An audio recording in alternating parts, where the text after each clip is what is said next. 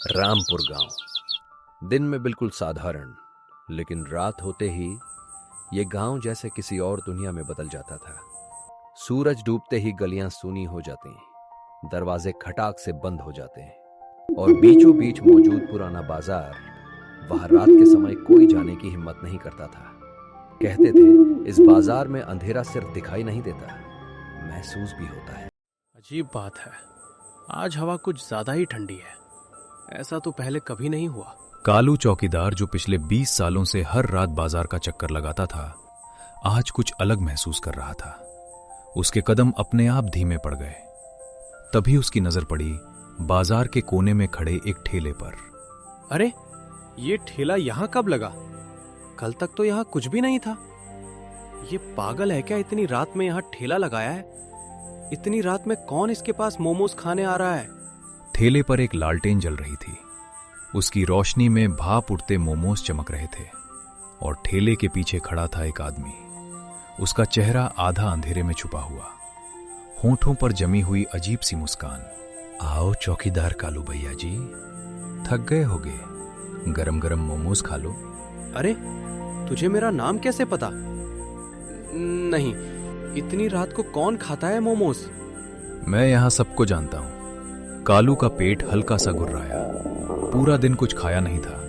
भाप उठते मोमोज देखकर उसके कदम अपने आप ठेले की ओर बढ़ गए। कालू के दिल में डर उठा, लेकिन भूख डर से भारी पड़ गई। चल, एक प्लेट लगा दे, लेकिन जल्दी। पहला मोमोज किस्मत का होता है कालू भैया जी। जैसे ही कालू ने पहला मोमोज मुंह में डाला, तेज हवा चली, लालटेन झूलने लगे।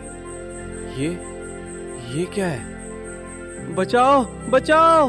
अचानक धुंध छा गई और अगले ही पल कालू वहां नहीं था। ठेले के पास सिर्फ उसका डंडा पड़ा था। जो रात में स्वाद ढूंढता है, वो सुबह नहीं देखता। अगली सुबह रामपुर गांव अपनी रोज की रफ्तार में लौट आया था। दुकानें खुलने लगीं, चाय की केतली सीटी मारने लगी। लेकिन एक बात अजीब थी। आज बाजार के कोने में कालू चौकीदार की आवाज नहीं गूंजी। अरे, आज कालू दिखाई नहीं दिया, चाय पीने भी नहीं आया। वो कहाँ गायब हो गया? हाँ, वो तो रोज सबसे पहले आता था। धीरे धीरे लोगों को कुछ गड़बड़ का एहसास होने लगा। तभी एक बच्चा भागता हुआ आया। अंकल, कालू काका का डंडा बीच बाजार में पड़ा है। सब लोग बाजार की ओर भागते हैं। बाजार के उसी कोने में जहां रात को मोमोज का ठेला था, आज सिर्फ खाली जगह थी। न ठेला, न मोमोज वाला। कल रात मैंने यहाँ पर एक अजीब सा मोमोज का ठेला देखा था। पूरा काला कलर का था, लालटेन लटक रहा था और किसने लगाया था, उसकी शक्ल दिख ही नहीं रही थी मुझे। लगता है ये सब उसी मोमोज वाले ने किया है। मैंने कहा था, रात के खाने में बला छुपी होती है। रात का लालच बुरा होता है। लो, हो गया ना, कालू गायब। अब कैसे ढूंढेंगे उसे? तभी सरपंच वहां पहुंचा। उसने जमीन पर पड़ा डंडा उठाया। कालू ऐसे डंडा छोड़कर कभी नहीं जाता।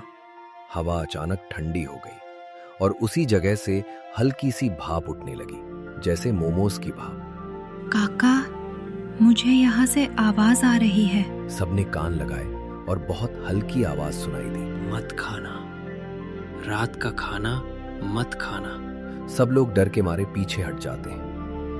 अब ये साफ हो चुका था, कालू गायब नहीं हुआ था, कुछ उसे ले गया था और उस कुछ का संबंध उस मोमोज के ठेले से था। अब से रात में कोई भी बाहर नहीं निकलेगा और खासकर रात के मोमोज कोई भी नहीं खाएगा। पूरा दिन बीत गया, लेकिन कालू चौकीदार का कोई सुराग नहीं मिला। गांव में डर फैल चुका था। सरपंच ने सबको हिदायत दी थी, शाम ढलते ही कोई बाजार नहीं जाएगा। लेकिन बच्चे डर से ज्यादा जिज्ञासु होते हैं। कल्लू काका की आवाज यहीं से आई थी, चलकर देखते हैं। अगर सच में मोमोज वाला आया तो? भैया, मम्मी ने मना किया था यहाँ आने को।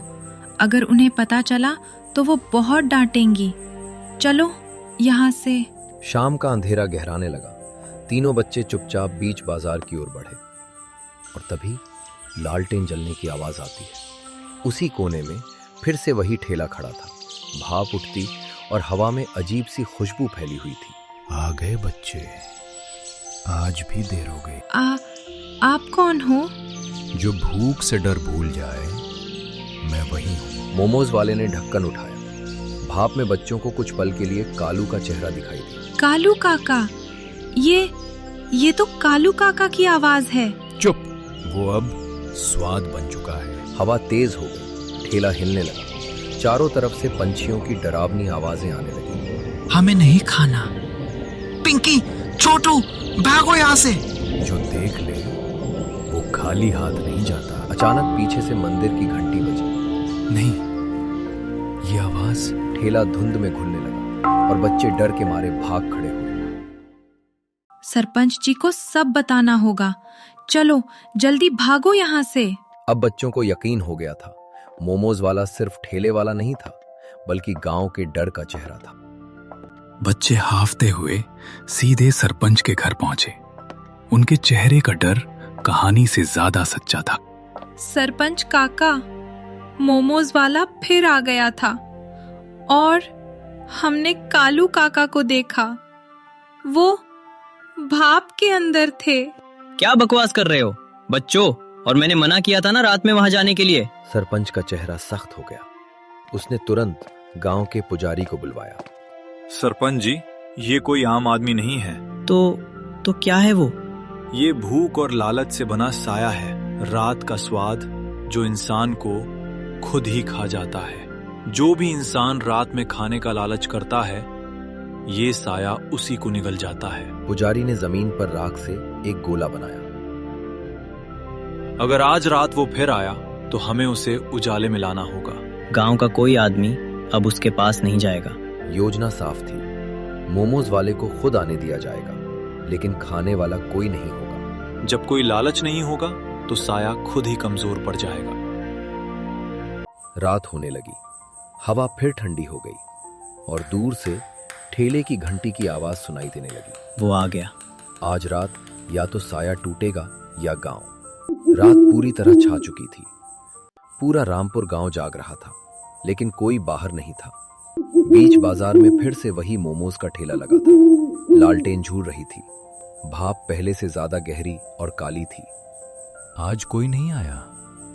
भूख सबको होती है, छुप नहीं सकती। आज कोई नहीं खाएगा।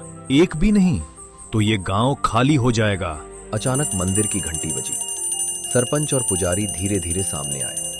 मोमोज वाले की आंखें लाल हो गई। ठेला जोर से हिलने लगा। भूख से जन्मा साया आज उजाले से खत्म होगा। पुजारी ने दीपक आगे बढ़ाया। रोशनी पड़ते ही मोमोज वाला चीख उठा। तुमने स्वाद छोड़ा तो मैं नहीं रह सकता। याद रखना, अगर रात में भूख का लालच बढ़ा तो मैं वापस आऊंगा। ठेला अचानक धुएं में बदलने लगा। मोमोज जमीन पर गिरते ही राख बन गए। एक तेज हवा चली और अगले ही पल मोमोज वाला अंधेरे में घुल गया। हे ईश्वर, तेरा कोटि कोटि धन्यवाद इस गांव को और मुझे बचाने के लिए। आज रात रामपुर गांव जीत गया था, लेकिन ये जीत एक सबक हमेशा के लिए छोड़ गई। अगली सुबह रामपुर गांव में सूरज कुछ ज्यादा ही चमक रहा था। बीच बाजार वही था, लेकिन अब न कोई ठेला था, न काली भाप, न डर। कालू चौकीदार धीरे धीरे बाजार में आया। कमजोर था लेकिन जिंदा था। भूख में गलत जगह चला गया था। गलती इंसान से ही होती है, सीख उससे बड़ी होती है। बच्चे फिर से हंसते खेलते दिखाई दिए। अब मोमोज की नहीं, मां के हाथ के खाने की बात हो रही थी। पुजारी ने मंदिर में एक आखिरी दीप जलाया।